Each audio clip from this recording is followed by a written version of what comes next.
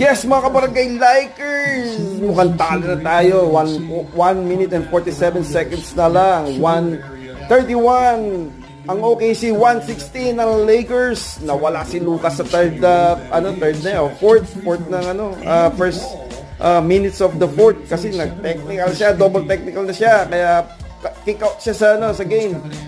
Yun, simula nun na diskaril ng laban ng Lakers. Panoorin natin. Ayan na po, 1 minute na lang mga kabarangay Lakers. Talo na tayo. Wala na. Ayan na po. Ayan na po ang score mga kabarangay Lakers. Ayan na po ang score.